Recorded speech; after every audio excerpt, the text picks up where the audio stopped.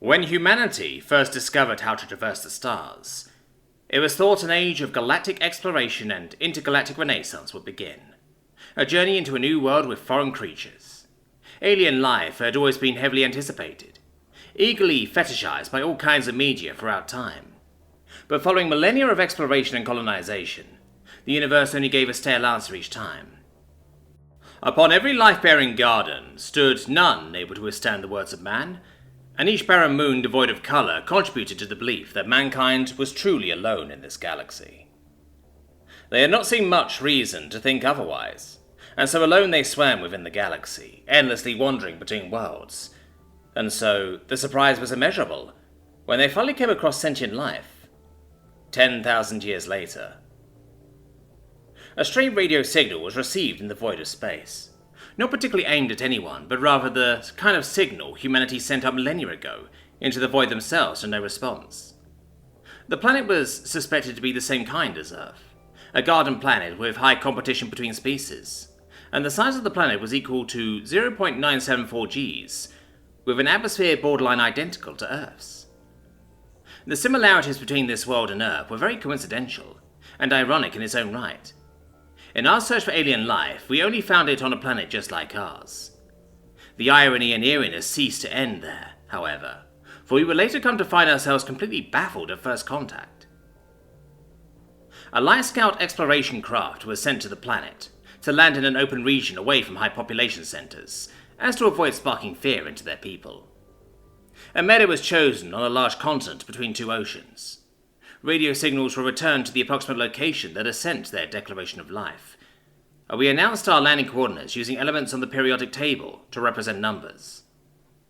Our landing was swiftly greeted by an aircraft that landed roughly 3 hours after our own landing. The craft was comparatively primitive, but it was elegant in its own fashion, bearing smooth aerodynamic curves and sharp copper propeller blade engines humming a soothing mechanical buzz at the edge of each wing. The craft parked with its backside facing towards us, as to allow their personnel to vacate the vehicle properly. The blades slowly halted to a stop, and a hydraulic door opened on the back of the aircraft, revealing 3 figures exiting the craft. Cleverly, the 3 figures who exited were wearing hazmat suits, as we were, although much thicker and less compact. The species inhabiting the planet seemed to be mammalians, and were roughly at our height too. Our estimates on the progression of the species were accurate as well, as they were now dabbling into exploration within their home system to some extent, and their technology was on par with ours of this time frame. But some itching feeling nagged and tugged gazing upon their faces. Not necessarily something wrong or worrying, but rather something eerily familiar. It made no difference what the feeling was, it simply is, therefore it must be investigated. I approached the 3 figures, making sure to seem as docile as possible, because curiosity kills, or so is said, but curiosity should not have to be so unexplored. My colleague brought a case with a super vaccine forward, opening and offering it to the 3 figures. The vaccine not only would cure them of all human diseases, but boost their immune system and transmit the data for our language with nanites. The vaccine was carefully appraised and tested to ensure it would not harm them should it be incompatible. But anything could go wrong after all. One of the figures stated something, pointed to the case. His voice was deep and tonic, the voice of a leader. I assumed he was asking what was inside the case, and so I took a moment to upload a video of a bacterioid disintegrating onto my phone to show him the idea of it. I displayed a hologram of the figure for him, pointed to it and then the case, and then played the video showing the disintegration of the bacteria. My hope was that he would realize that it was a vaccine, and then insert it into his bloodstream. But there might be a bit much to ask of someone you just met. The syringe was cleansed of all foreign bacteria and would be safe for him to use, but unfortunately the language barrier was of no help. The male turned towards one of his own colleagues and said something I could not understand, once more. The female responded back to him inquisitively, while making more gestures. Despite having an AI meant to decipher language and decode it, it would need more data until it got a grasp of the language itself. It could take weeks we did not have right now. Or rather, I was too impatient to wait for, and so I decided to start with names. I broadened my stance and pointed to myself. I suddenly said, Calcifer, and then pointed towards my junior assistant, Gemini. At first, the three of them looked at me as funny as you could in a hazmat suit, then at each other. One of them, another male, says something in surprise, and then pointed at me. Calcifer? He called from his mouth awkwardly. Then he pointed to my junior assistant, Gemini. I nodded with affirmation. We seemed to carry on in their culture as well. He then pointed to himself. Ryumenumo. Then the other male, Suim. And finally the female, Kiki.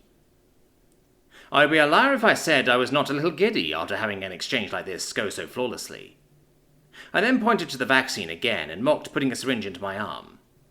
Next, I pointed at my hazmat suit and shook my head. Keki looked at the other two and says something to who I assume was the leader. After this, the first male, Ryumnumo, took the vaccine from Gemini and went back into the aircraft with his colleagues, hopefully seeking to apply the vaccine to himself. Gemini and I waited outside the shuttle for 30 minutes, making small talk with each other until they came back out. Upon the reopening of the hydraulic door, I approached the door with yet again. The three made their way down the ramp and stopped on the grass. Ryumnumo looked sort of shook coming out of the hangar. Understandably so, should the vaccine have worked. He took a deep breath before speaking. How did you transmit your language into my brain? It was an odd first question for an alien race, but I figured I should answer. As nanites, the vaccine transmitted our tongue and boosted your immune system to our standards. It should also help you against your own diseases. The man looked stunned at this information. Just like that?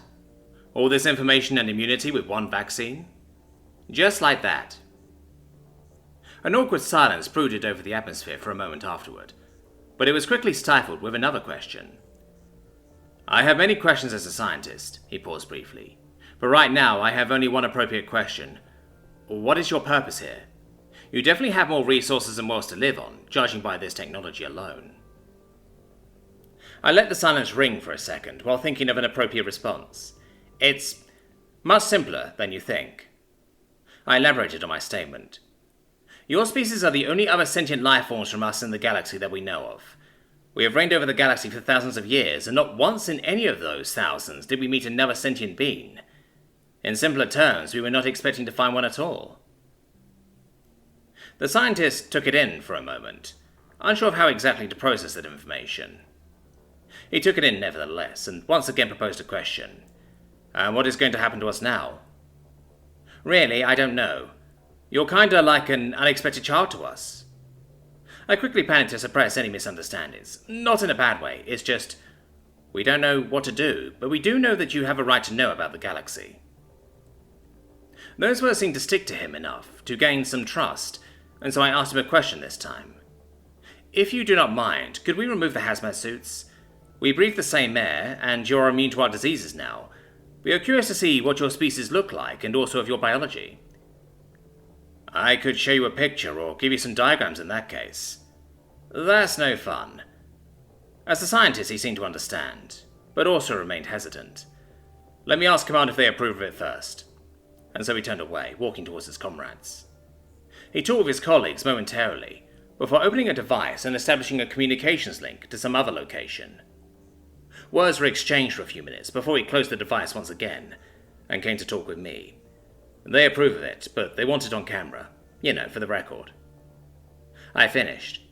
I suppose we should putty up then for the books? A mellow chuckle was earned from him with that. I returned aboard the starship to remove my hazmat suit. My Ryunumo went aboard his aircraft to unfix his. I made sure to follow the correct dress code etiquette to put on the best first impression, because those matter most. Several minutes later, I returned outside to greet him on the grass near a rock, when disaster struck. While walking outside onto the grass, I stood by with good posture, awaiting his return. The hum of the hydraulics confirmed that he was ready, and heavy footsteps followed his stride down the ramp, his face hidden by the armor paneling on the side of the bay. Gemini was recording with the camera beside me for some sort of dramatic effect, but finally, he stood out in the open in the middle of the field. We locked eyes. It took 3 seconds for each of us to register what just happened. Our faces gaped in confusion, and clouds of pure uncertainty hung over our eyes. When we locked our gazes upon each other, we did not just make eye contact with another sentient being. No, it was more than that. And that uneasy itching feeling was there because this was not any other sentient being.